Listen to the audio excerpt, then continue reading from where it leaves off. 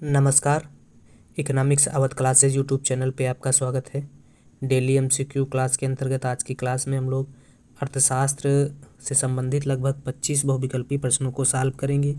यह प्रश्न आगामी शिक्षक भर्ती परीक्षा के लिए महत्वपूर्ण है और यहाँ से प्रश्न बनने की उम्मीद है। तो आज की क्लास स्टार्ट करते हैं और देखते हैं आज की क्लास में क्या क्या क्वेश्चन हैं।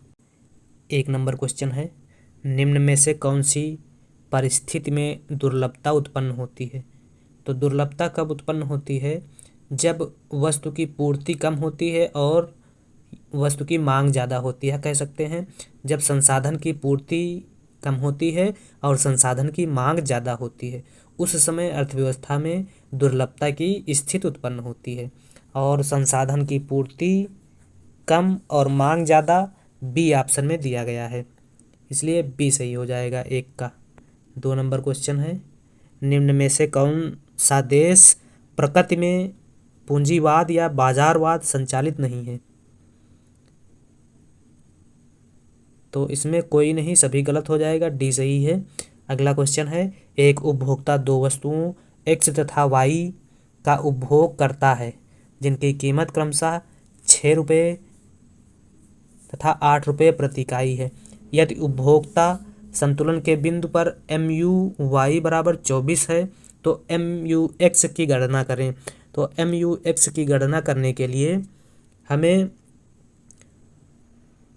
सूत्र याद रखना है, MUX अपान PX बराबर उपभोक्ता संतुलन का सूत्र है MUY अपान PY, जिसमें हमें दिया गया क्या है, एक उपभोक्ता वस्तु x तथा y उपभोग करता है जिसमें कीमतें x वस्तु की कीमतें और y वस्तु की कीमतें। x वस्तु की कीमत PX हो जाएगी 6 रुपये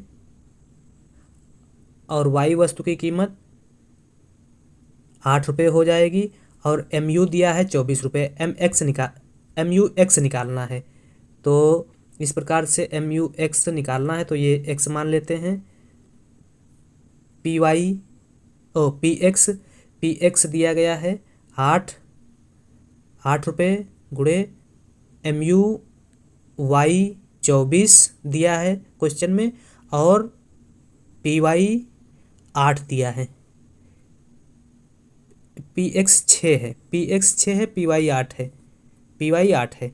तो अब इसको गुणा कर लेंगे, ये 8x बराबर 24 गुणे 6, तो 8 3 24 6 3 18 आंसर आ जाएगा इसका।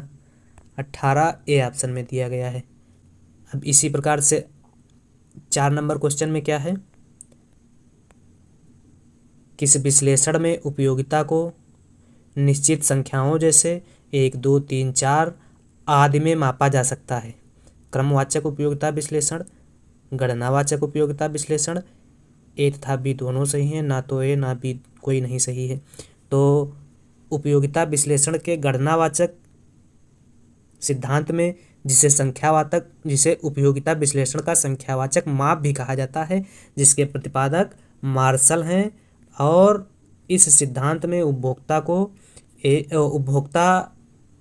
की उपयोगिता को 1 2 3 4 5 अर्थात संख्यावाचक रूप में व्यक्त किया जा सकता है, जिनकी गणना की जा सकती है। और आधुनिक अर्थशास्त्री हिक्स तथा एलन उपयोगिता को एक मनोवैज्ञानिक कथन मानते हैं और बताते हैं कि उपयोगिता की गणनावाचक माप नहीं की जा सकती है। उपयोगिता को एक क्रम दिया जा सकता है। क्रम का मतलब पहला स्थान, दूसरा स्थान, तीसरा और चौथा स्थान, इस प्रकार से क्रम दिया जा सकता है।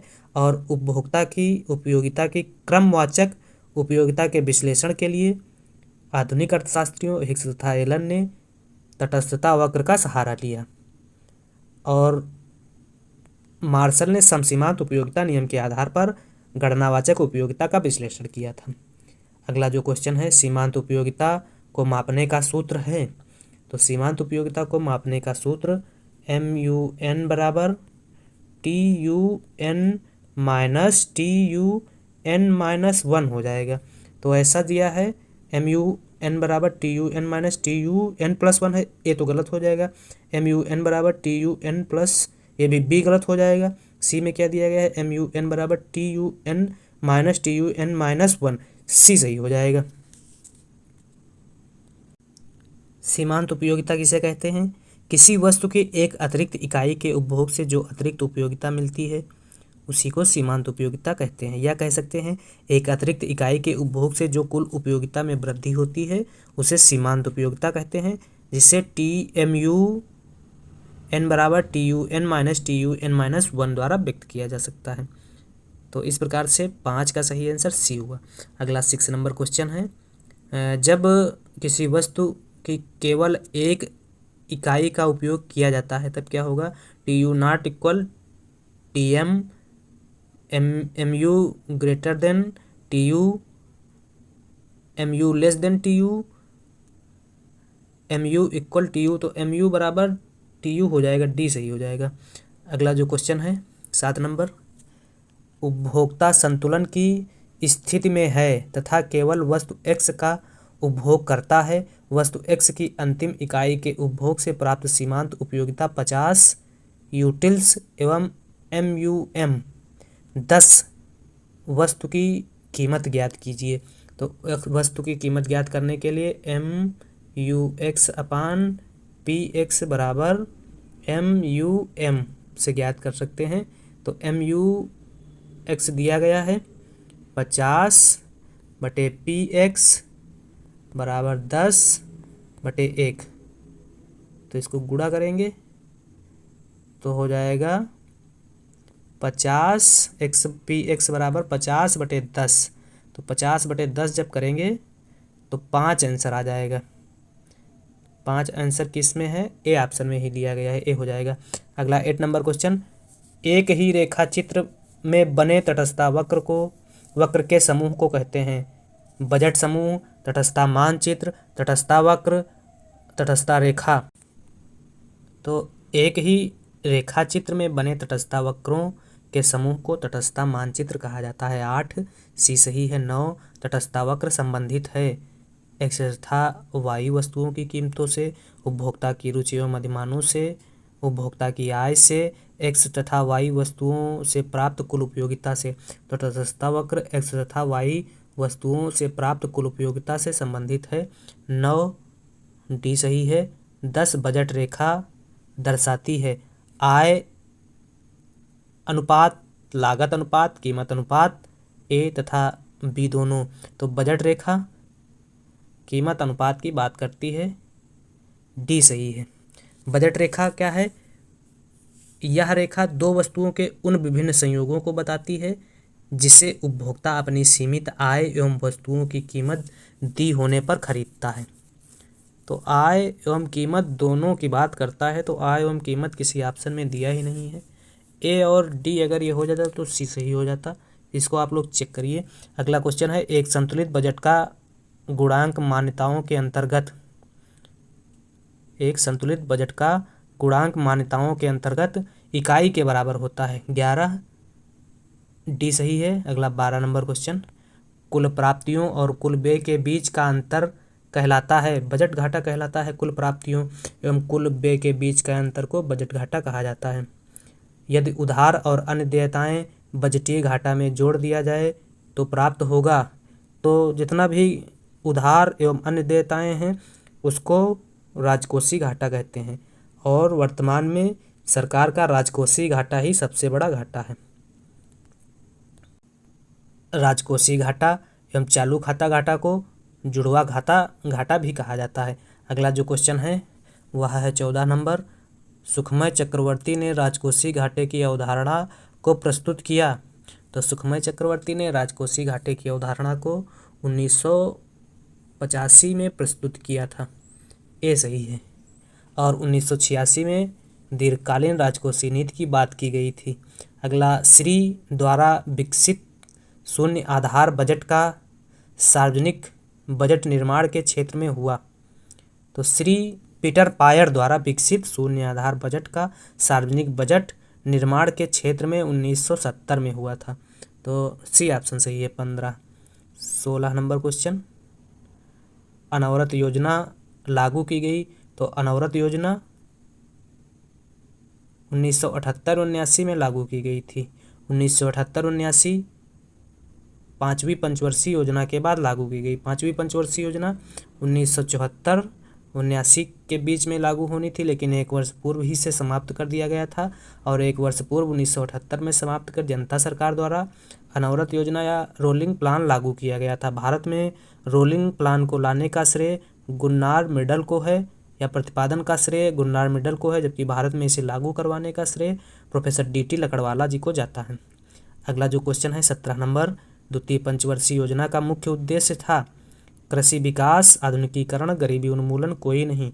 तो द्वितीय पंचवर्षीय योजना का मुख्य उद्देश्य औद्योगिकरण था।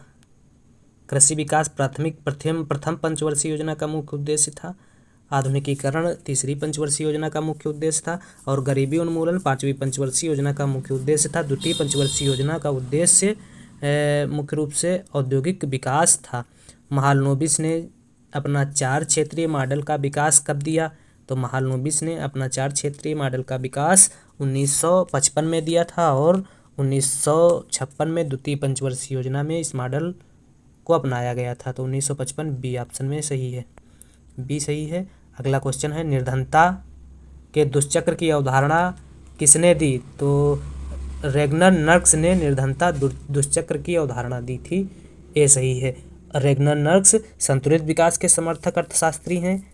इसके अलावा नेल्सन, रोडान और लुइस संतुलित विकास के समर्थक अर्थशास्त्री हैं। रेगनर नर्क्स ने निर्धनता के दुष्चक्र की अवधारणा में मांग एवं पूर्ति पक्ष पर अधिक बल दिया।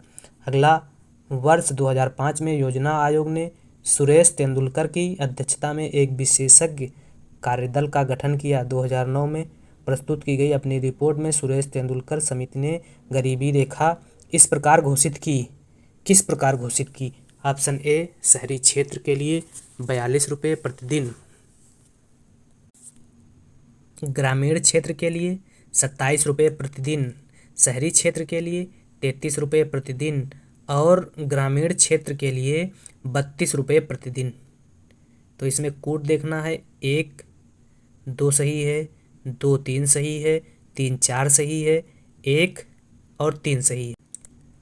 तो इसमें ग्रामीण क्षेत्र के लिए तेंदुलकर समिति ने जो प्रति व्यक्ति प्रतिदिन गरीबी रेखा का निर्धारण किया था वह 27 रुपये था, और शहरी क्षेत्र के लिए 33 रुपये था। तो 2 और 3 सही है। इसके अलावा 816 रुपये मासिक, 816 रुपये ग्रामीण क्षेत्र में और 1000 रुपये शहरी क्षेत्र में गरीबी रेखा का निर्धारण था। तथा तेंदुलकर समिति के हिसाब से 21.9% पूरे अखिल भारत में लोग गरीब थे, जिसमें से ग्रामीण गरीबी 25.7% थी और शहरी गरीबी 13.7% थी। तेंदुलकर समिति की समीक्षा के लिए रंगराजन समिति का गठन किया गया, और रंगराजन समिति ने अपनी रिपोर्ट में अखिल भारत में गरीबी का जो प्रतिशत था वह 21.9% से बढ़ाकर 29.5% बताया। शहरी गरीबी 26.4% और ग्रामीण गरीबी की बात 30% की गई कि गांव में जो गरीबी का स्तर है वह 30% है। इसी प्रकार से प्रति व्यक्ति प्रतिदिन उपभोग के हिसाब से रंगराजन समिति ने ग्रामीण क्षेत्रों में 32 रुपये गरीबी रेखा निर्धारित की तथा शहरी क्षेत्रों में 46 रुपये गरीबी रेखा का निर्धारण रंगराजन समिति द्वारा किया गया था। तो यह भी क्वेश्चन इम्पॉर्टेंट है। अगला जो क्वेश्चन है निम्न चित्र में प्रदर्शित है सामान्य लाभ, अधिसामान्य लाभ, हानि, उपरोक्त तीनों। तो निम्न चित्र में P कम है और कास्ट ज़्यादा है, मतलब वस्तु की प्राइस लो है और कास्ट ज़्यादा है। अगर प्राइस कम है और लागत ज़्यादा है तो क्या होगा? हानि की स्थिति होगी। तो 21 में हानि हो जाएगा, हानि सी ऑप्शन में सही है।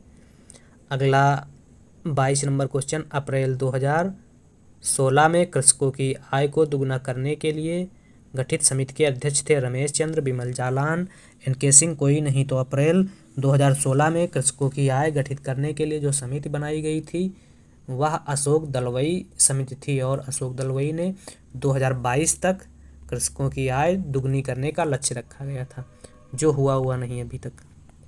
अगला 23, किसान क्रेडिट कार्ड स्कीम लागू की गई थी। तो किसान क्रेडिट कार्ड स्कीम 1998 में लागू की गई थी। बहुत इम्पॉर्टेंट प्रश्न है ये वाला, किसान क्रेडिट कार्ड कब लागू की गई थी। अगला, मृदा कार्ड स्वास्थ्य योजना कब प्रारंभ की गई थी। तो मृदा कार्ड स्वास्थ्य योजना 2015 में प्रारंभ की गई थी। 2015 ए में है, ए सही है।